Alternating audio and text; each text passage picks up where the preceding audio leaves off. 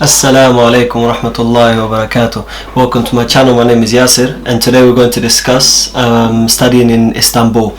A lot of people, when it comes to studying the religion, they think of Egypt, they think of Saudi Arabia, they think of Mauritania, they think of many places, but not many people think about or even consider Turkey, and specifically Istanbul. Istanbul, I've studied personally, I've studied in Egypt, I've studied in Istanbul as well, and in all honesty, it's not for a long period of time, but in Istanbul I stayed there for a year, and I cannot explain how incredible the place is. The place is absolutely incredible. Granted, you go in there to study Arabic in a place that obviously they don't speak Arabic. Arabic is not their first language, and in a place where it has a lot of negative propaganda against them. So for example, you have a lot of people that they would say Istanbul is a place where majority people are Sufi, or they're not very religious, or they're not this, or they're not that. However, we fail to understand that this is a place where the longest reigning caliphate was based. This is the capital of the Ottoman Empire was based in Istanbul. Now, that heritage that is embedded in that country is absolutely incredible when it comes to historic buildings. So you have Hagia Sophia, you have Hamadiya,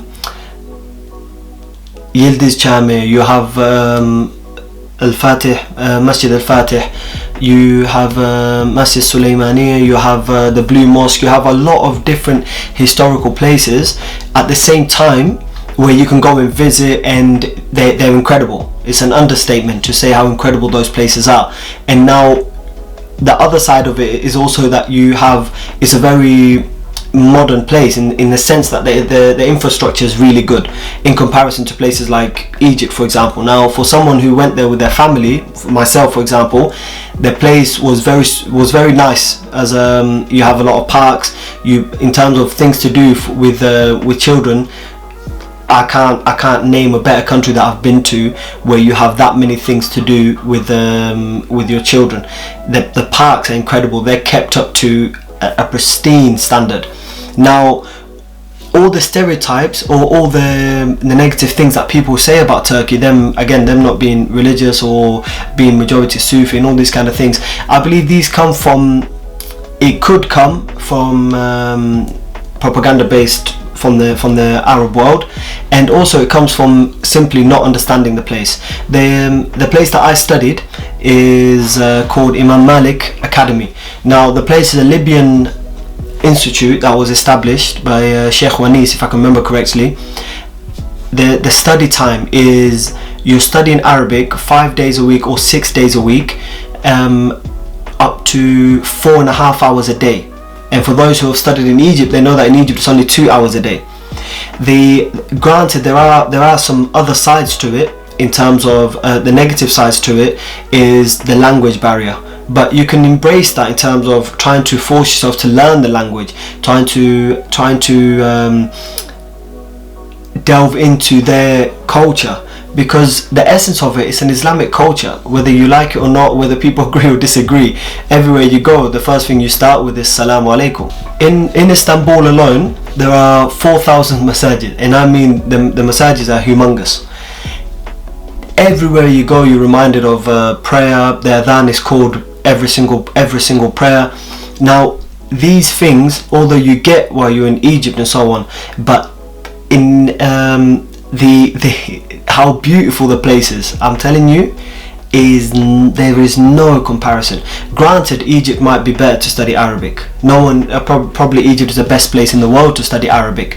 However, if people were to give Istanbul a chance, and they'll be pleasantly surprised. The institute that I went to, which is Imam Malik Academy, they also do a degree in Sharia, they do a degree in Islamic finance, and you can go on all the way up to a PhD. There are other academies, and if there are any questions that people would like to ask in terms of with regards to Istanbul, where to study, where to live, and these kind of things, please do ask, and I'll make a follow-up video.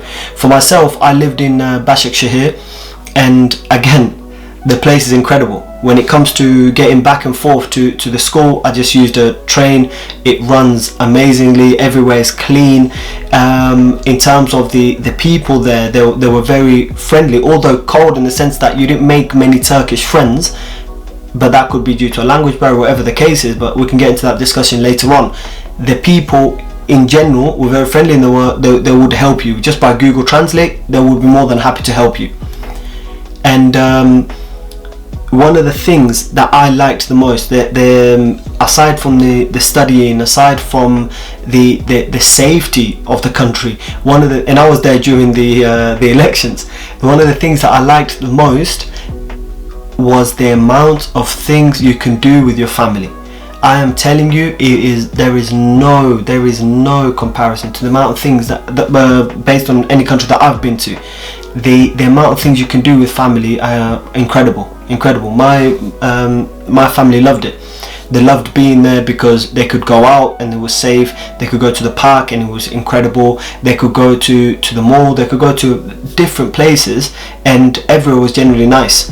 With regards, I know there'll be people wondering about the living cost and how much it costs to study there, how much it costs to live there, and where would you live, and all these kind of things. Inshallah, I intend to do a follow-up video discussing these things. I don't want to make the video too long, but this is an opener, just to let people know how incredible Istanbul is when it comes to studying, how incredible Istanbul is when it comes to living there, and how much of an appreciation you have to all of the things, all of the historic buildings that you get to see, and just reading on the history of the Ottoman Empire, going to these places and visiting them.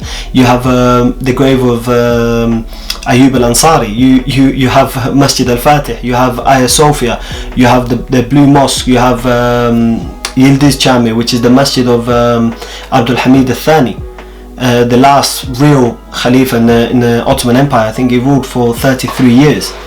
Now, all of these things, you can go and visit in Turkey, and you'll find many people there taking pictures, making notes, asking questions, all of these things. And that's really one of the greatest things that I saw in Istanbul. And if I was what I would do in one of the following videos is compare between the two, compare between Egypt and compare between Istanbul with regards to studying, both the level of studying, so the level of teaching, the living standards, the infrastructure of the country, the ease of getting a visa, the safety of the country. All these things, inshallah, we'll discuss in the following video.